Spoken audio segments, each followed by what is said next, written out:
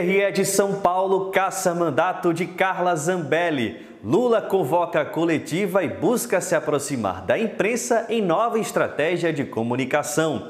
Sobre a taxa de juros, o presidente disse que não esperava um cavalo de pau de Galípolo na reunião do Copom. E a histórica resposta de Gustavo Petro, presidente da Colômbia, à política de deportação de Donald Trump nos Estados Unidos. Eu sou Afonso Bezerra, estou substituindo temporariamente o querido Rodrigo Viana e esse é o seu já tradicional Tempero da Notícia.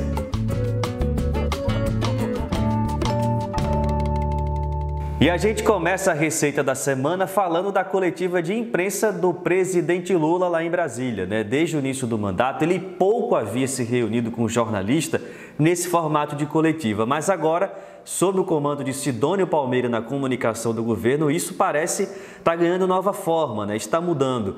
Lula afirmou que pretende repetir esses encontros, defendeu o diálogo direto com a imprensa e deixou claro que fica chateado quando matérias o citam sem terem apurado diretamente com ele, né? O que era muito difícil anteriormente. Aproveitou para criticar o governo Bolsonaro, né? Destacando a diferença de tratamento à imprensa, né, entre os dois governos. E essa coletiva faz parte do esforço do governo para melhorar a comunicação e destacar os acertos, né, no momento em que enfrenta dificuldades e queda na aprovação. No início da semana, saiu a pesquisa Quaest mostrando que pela primeira vez a desaprovação superou a aprovação. E a resposta do governo tem sido apostar em uma nova estratégia de comunicação, tanto com a imprensa como também nas redes sociais, né, para tentar reverter essa crise momentânea.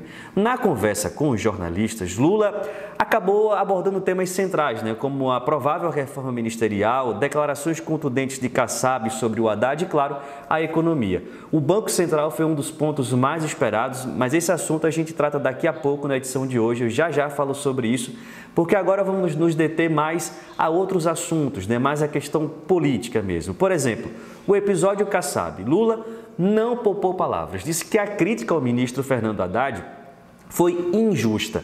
É bom lembrar que nesta semana Gilberto Kassab, presidente do PSD, deu uma entrevista dizendo que o ministro Haddad era fraco, que não conseguia emplacar ações no governo. Kassab tenta com isso criar uma espécie de saída de emergência do governo Lula, já que historicamente ele consegue transitar entre vários espectros da política, né? Kassab é a cara do centrão brasileiro. Questionado sobre essa declaração de Kassab, Lula saiu em defesa do ministro Haddad e listou ações importantes na Fazenda, né, como o arcabouço fiscal, a reforma tributária, reforçando a confiança no ministro. Para Lula, ainda é cedo para falar em 2026. E sobre a entrevista de Kassab, ele garantiu que já passou por turbulências bem maiores no meio do governo, né? E quando o assunto foi reforma ministerial, Lula saiu em defesa da presidenta do PT, Gleisi Hoffmann. Disse que ela tem currículo para assumir qualquer cargo na esplanada dos ministérios, mas que ainda não é o momento de falar sobre as mudanças no governo. Lula também mencionou o desejo de ver o senador Rodrigo Pacheco, que é cotado para ser ministro, como governador de Minas Gerais, isso lá no finalzinho da coletiva. Já sobre a economia, tema que tem impactado a popularidade do governo, Lula foi direto. Disse que não vai fazer bravata para baixar o preço dos alimentos. Negou qualquer intervenção nos valores dos combustíveis e também nos alimentos e, caso haja manifestações dos caminhoneiros sobre o preço do diesel, garantiu que o caminho será o diálogo, como sempre fez. Afirmou que não autorizou reajuste de preço dos combustíveis, isso cabe à Petrobras, mas que respeita as decisões da empresa e que, mesmo com o aumento, a mudança nos preços será menor do que a de dezembro de 2022. Essa entrevista demarca, de fato, um novo momento do governo, né? O clima de insatisfação nas ruas é evidente e o Planalto aposta nesse contato mais direto com a imprensa em um novo tom nas redes sociais e também numa postura mais cuidadosa com os setores do mercado. A ideia parece ser destacar a credibilidade com base nos acertos dos governos passados e tentar conter o avanço da extrema-direita que já está armada para 2026. Se a estratégia vai funcionar, isso a gente acompanha nas próximas semanas, nas cenas dos próximos episódios. Enquanto o centrão de Kassab aí mostra suas garras, né, o bolsonarismo segue sendo fritado com novas revelações sobre a trama golpista e punições aos parlamentares envolvidos, né? O Tribunal Regional Eleitoral de São Paulo cassou o mandato da deputada federal Carla Zambelli na última quinta-feira, notícia recente da semana. Os magistrados entenderam que ela cometeu abuso de poder político e uso indevido dos meios de comunicação ao espalhar notícias falsas sobre as eleições de 22. Ela mentiu aí sobre as urnas eletrônicas. A decisão não tem efeito imediato. Zambelli permanece no cargo.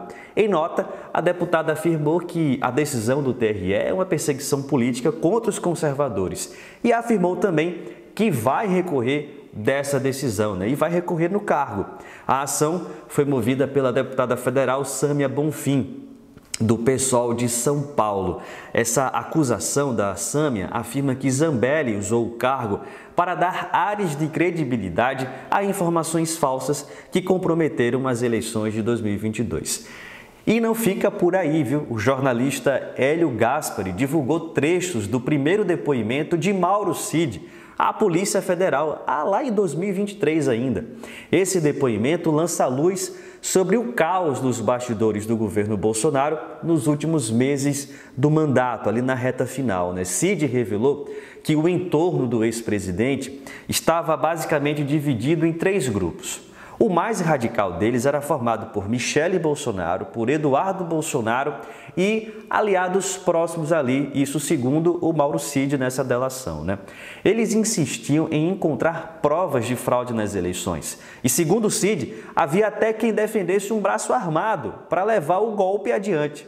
Outro grupo apostava na cautela e defendia que Bolsonaro aceitasse a derrota, né? Pedisse às pessoas que voltassem para casa e assumisse uma espécie de liderança da oposição.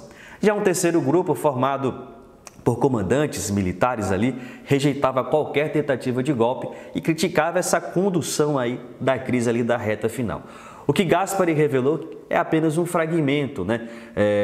As investigações avançam e cada nova peça reforça a gravidade dessa tentativa de ruptura institucional. Nas redes sociais, Michele Bolsonaro ironizou as declarações, tentando descredibilizar o depoimento. Ela afirmou que é mais uma cortina de fumaça e que até hoje nunca conseguiram provar nada sobre ela. Michele também atribuiu a divulgação desse trecho da delação à queda da popularidade do governo Lula. Já Mauro Cid pediu ao STF uma investigação sobre essa divulgação do depoimento. Mas os fatos falam por si só. Com cada nova revelação, o cerco se fecha aos bolsonaristas. E por falar em bolsonarista, a gente vai agora para o noticiário internacional, né? Para a era dos extremos de Donald Trump, que mostra seus primeiros ataques contra a América Latina e inspira aliados a replicar a receita autoritária em outras regiões. Um mal-estar que, de fato, assombra o mundo. Sem inovar, Trump aprofunda e radicaliza a sua agenda autoritária. E no Brasil, os reflexos já apareceram. Esta semana, um voo com 88 brasileiros deportados dos Estados Unidos trouxe à tona casos de violência, maus-tratos e até algemas. O episódio gerou a primeira crise diplomática entre os dois países na nova gestão Trump. O endurecimento da política migratória não é novidade. Mesmo sob governos democratas, a fiscalização já era rígida. Mas Trump acelera esse processo e transforma a repressão em espetáculo público. O exemplo mais claro é Tom Homan, apelidado de Czar da Fronteira, um ex-agente da Patrulha de Fronteira que esteve em Chicago para comandar as operações contra os imigrantes sem documentações. O saldo foi alarmante, 956 prisões em um único dia, mais do que o triplo da média de 2023. A mensagem é clara, a perseguição a indocumentados nos Estados Unidos será ainda mais intensa. Trump representa uma era de muros, de segregação e de criminalização da pobreza. E a sua presença na Casa Branca fortalece outros líderes reacionários como Elon Musk. O bilionário que tem seus próprios interesses e recentemente alimentou a extrema-direita na Alemanha. É bom lembrar que o país se prepara para eleições em fevereiro com um avanço dos partidos ultranacionalistas. Musk usou as redes sociais, inclusive, para defender o principal partido conservador da Alemanha e sugerir que os alemães deixassem o passado, a sua culpa pelo passado nazista. Dias antes, o empresário chegou a fazer um gesto nazista em um evento de Trump lá nos Estados Unidos. Então, Trump, Musk e a extrema-direita alemã são peças desse mesmo tabuleiro. Um bloco conservador que avança, camuflado no discurso da inovação e do progresso. Essa fachada descolada das Big Techs começa a desmoronar, revelando a sua essência autoritária e excludente. O projeto, agora aliado a Trump, é erguer muros, visíveis ou invisíveis, para consolidar o poder e retomar uma agenda eurocêntrica excludente.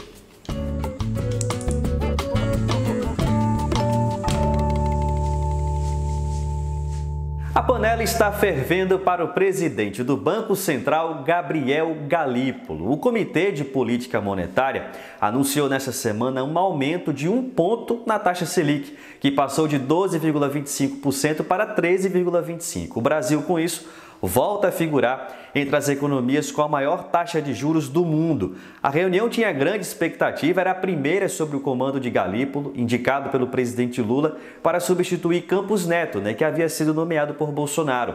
Durante o seu mandato, Campos Neto manteve os juros em patamares altos, sendo criticado por Lula, empresários e por movimentos populares.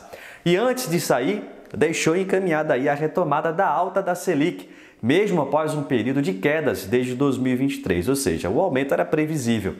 Mas nem por isso deixou de gerar reações. Lula, mesmo discordando da necessidade do aumento, minimizou o impacto da decisão e disse que não esperava um cavalo de pau de Galípolo, mas reafirmou que o indicado deve agir com independência e respeitar a conjuntura econômica e social do país. No PT, a presidente do partido, Gleisi Hoffmann, foi mais dura. Disse que a decisão é reflexo da gestão anterior, prejudicial ao país e sem justificativa na economia real. Para ela, a nova taxa de juros encarece a dívida pública, restringe o crédito e trava o crescimento econômico. O deputado Lindenberg Farias, também do PT, seguiu a mesma linha e alertou para os riscos de desaceleração da economia no Brasil. E as críticas não ficaram restritas aos parlamentares, às autoridades. A CUT, a Central Única dos Trabalhadores, declarou que o aumento da Selic freia o crescimento e a geração de empregos no país. A Confederação Nacional da Indústria também contestou a decisão, argumentando que o cupom desconsiderou a aprovação do pacote fiscal e a desaceleração dos gastos públicos desde o segundo semestre de 2024. Mas enquanto setores produtivos e trabalhadores reclamam, o mercado financeiro comemora a alta na taxa de juros. Banqueiros, especuladores e investidores seguem lucrando às custas de um país que precisa crescer, que precisa de políticas públicas, que precisa da presença do Estado. A política de juros altos continua favorecendo quem lucra com a especulação, não com a produção. O impacto real será sentido na economia e, claro, no bolso do trabalhador.